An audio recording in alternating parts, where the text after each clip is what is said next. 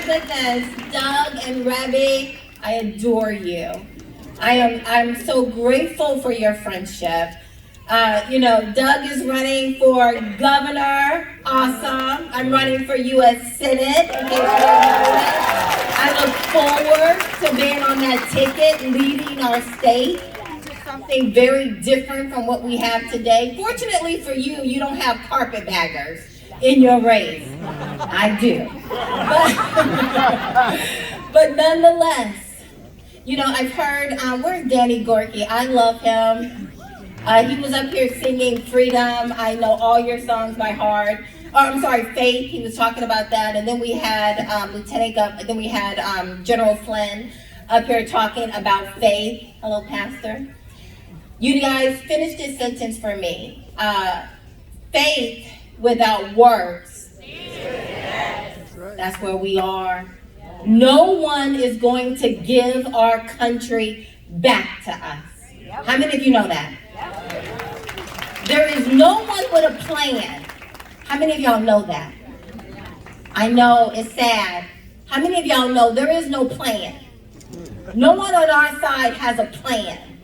That is probably what wakes me up every night around 3 a.m. Ask my team. I'm texting them between 2 and 3 a.m. No one has a plan. No one is going to come and give our country back to us. Maybe about 10 years ago, I began to realize this, that our help is not going to come from the top down. Yep. It's going to have to come from us. That's right. And they poo-poo that idea. Like they talk about, grassroots, right? Most of these people have no real concept of grassroots. They use it as a tagline, as a box to check, right?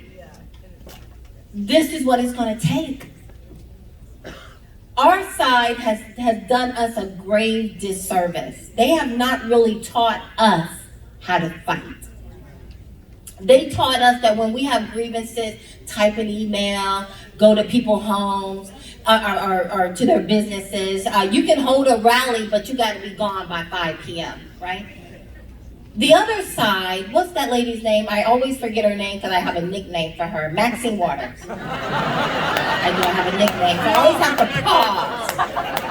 always have to pause.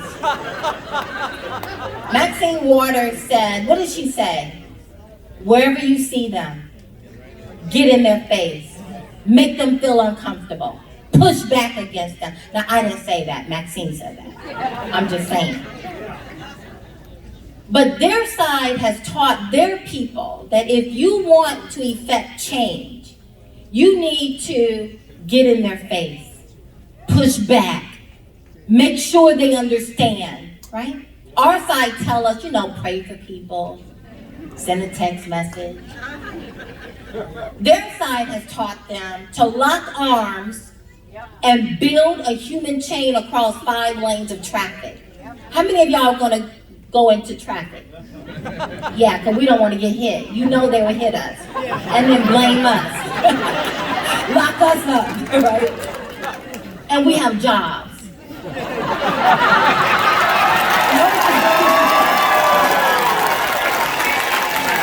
We don't have any George Soroses on our side paying bills, right? For the most part, we just want to live our lives, doggone it, right? We just want to pay our bills, send our kids to school, right? And retire.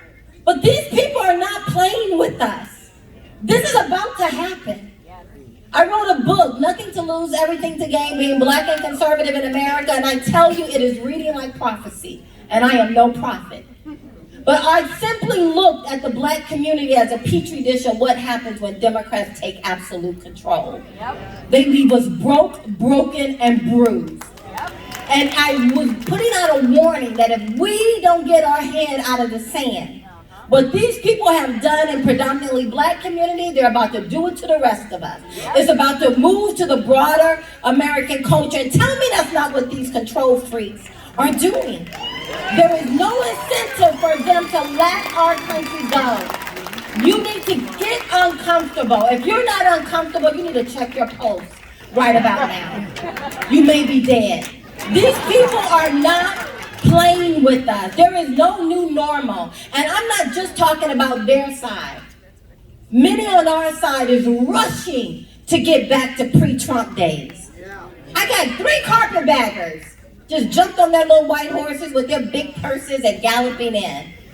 If you don't pay attention, they will confuse you, they will manipulate you, you will get bedazzled by their grins and their smiles and their pretty words, and our country is over. I give it less than a year if we don't get this thing right. You need to get behind. The thing that really sums it up for me is that Doug has been out here fighting for us on a plethora of issues, long before it became fashionable, long before it became election season time.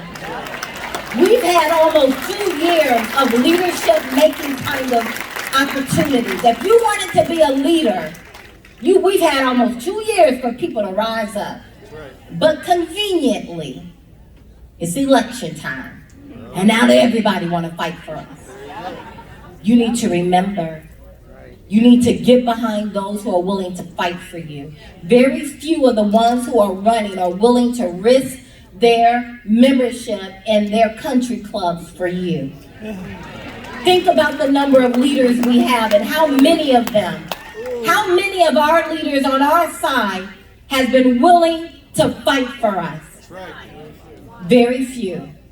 I can count them on one hand and I still have fingers left up. We need to get real, we need to get focused. We need to rush behind those who are fighting for us. Doug, I'm gonna give a plug to myself. Figure it out. They're not gonna give our country back to us. They will call us domestic terrorists. They call us silly. Y'all up here praying to Jesus. They will try to malign and manipulate and marginalize us, but refuse to be defined. Refuse to be defined. We're about to lose the greatest country. It's on our watch, and we're about to lose it. And there are very few people who truly understand. Most of the world don't like us. We have no place else to go. This is the fight. I keep hearing people talk about socialism. We are blown past socialism. We are straight up communism. These Democrats are evil. And we need to work. It's time for me to go. I'm going to get off. Thank you so much. I love Doug and Rebby. I appreciate you guys.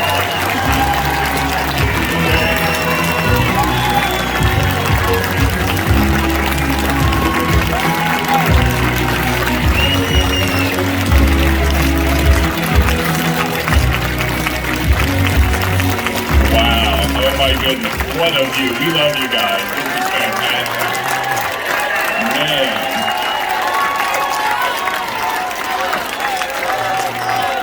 Wow. Thank you.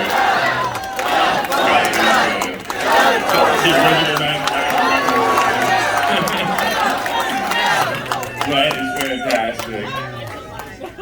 So, obviously, you guys are fantastic. Love you back. God is good. We really are blessed. You know, it's been a long road, huh? And Rebby and I are very careful about our endorsements. And as you know, we have endorsed the next governor of Maryland, Dan Cox. We love him. But we were yet to make public our endorsement for a U.S. Senate. I think you all know where we're going, right? So before thousands of people watching live across this nation here, we're looking for the U.S. Senate candidate that has honor, integrity, and honesty. Somebody who's been fighting as well for the past several years, not standing back or playing golf at the country club. And that person is standing with us right now, and so we fully endorse Kathy Barnette for U.S. Senate.